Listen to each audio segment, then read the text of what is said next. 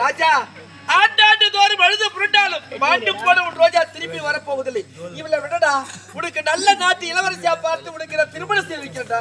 அப்பா என்ன மன்னித்து விடுவாப்பா, என்ன மன்னித்து விடுங்கள். இனிமேல் திருமணம் என்ற பேச்சுக்கு இடம் கிடையாதுப்பா. ரோஜா ஓடுதான் செத்தாலும் ரோஜா ஓடுதான் சத்தி செய்து விட்டேன். அந்த சத்தி பெற முடியாது. அப்பா அப்படி திருமணம் செய்து ஆசைப்பட்டா என் தம்பி ராகவன் அயல்நாடு சென்றிருக்கா படிக்க.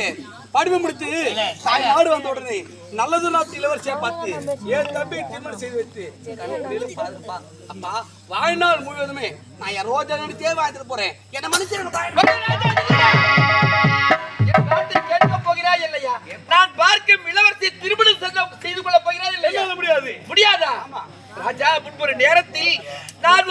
பெண்ணை காதலிக்கிறேன், அந்த ஏழை பெண்ணுக்கு எனக்கு திருமணம் செய்யணும்னு கேட்டேடா.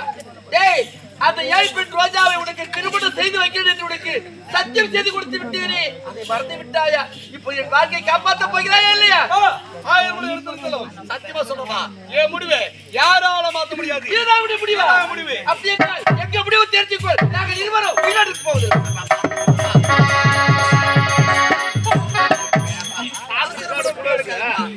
அப்பா, ஏனென்றால் எனக்காக இல்லை என்றாலும் நாட்டு மக்களுக்காக, என் தம்பி ராகவனுக்காக நீ உயிரோடு இருக்கணுமா? அம்மா, நான் பிறந்தது தாய்முகத்தை பார்க்காதம்மா. அம்மா, அன்றும் என்று எனக்கு பெற்றெடுத்த பிள்ளையை தான் என்ன வளர்க்குறீங்க. அம்மா, அந்த நன்றி கடனுக்காக நான் சம்மதிக்கிறேமா? அப்பா,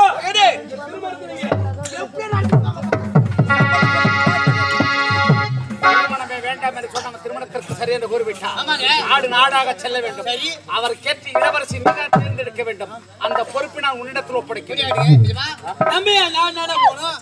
பக்கத்துல இருக்க சுந்தரபுரினாலே சுகுண மண்ணு உரிய மகன் சுகுணா இருக்காலே.